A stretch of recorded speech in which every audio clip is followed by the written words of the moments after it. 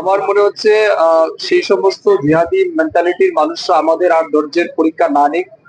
হিন্দুরা সহনশীল, হিন্দুরা ধৈর্যশীল, হিন্দুরা সর্বদাই সব ধর্মকে সম্মান করেছে। এটার অর্থ এই নয় প্রতিনিয়ত আমরা সহ্যই করে যাব, আমাদের দেবদেবী, আমাদের কৃষ্টি সংস্কৃতির উপর আঘাত আসবে, হিন্দুদেরকে মারা হবে, ধর্ম জিজ্ঞেস করে মারা হবে।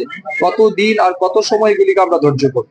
আমি যেটা গতকালকে সোশ্যাল মিডিয়া ভাইরাল হয়েছে আমিও দেখেছি, এটা অত্যন্ত নিন্দনীয়।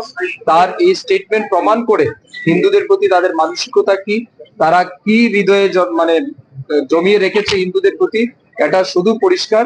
এবং এটাও আমরা পরিষ্কার, যেদিন তারা সুযোগ পাবে সেদিন কিন্তু তারাও বাংলাদেশ, পশ্চিমবঙ্গ কিংবা অন্য জায়গায় আমরা যেটা দিচ্ছি এটাও ত্রিপুরাতে তারা করার জন্য হয়তো তারা অপেক্ষায় আছেন, যেদিন সুযোগ পাবে তারা করবে। তো বিশেষ করে আমি হিন্দুদের বলবো, আপনাদের সতর্ক থাকতে হবে, আমাদের সতর্ক থাকতে হবে, ইউনাইটেড হতে হবে। কারণ এটা কোন রকমের ধর্মীয় কালচার নয়, এটা হচ্ছে আতঙ্কবাদীর একটা বিচারধারা। এই আতঙ্কবাদীর বিচারধারার বিরুদ্ধে আমাদের সবাইকে লড়তে হবে, মুসলমান সমাজের লোককেও এগিয়ে এসে লড়তে হবে। জম্মু কাশ্মীরে বর্তমানে যে সমস্যাটা হয়েছে, এতে সবচেয়ে ক্ষতি কার হয়েছে? জম্মু কাশ্মীরে বসবাসরত মুসলমানদের হয়েছে। তাদের রুজি রুটির উপর লাথি মেরেছে, তাদের যে ব্যবসা বাণিজ্য তার উপর লাথি মেরেছে।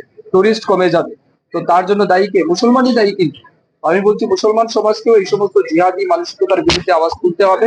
এবং যাতে এই দেশ থেকে এরকম পাকিস্তানি মানসিকতা সম্পন্ন, বাংলাদেশি মৌলবাদী মানসিকতা সম্পন্ন লোকদেরকে যাতে আমরা চিহ্নিত করে তার উপযুক্ত জবাব দিতে পারি, তার জন্য সবাইকে ইউনাইটেড হতে হবে।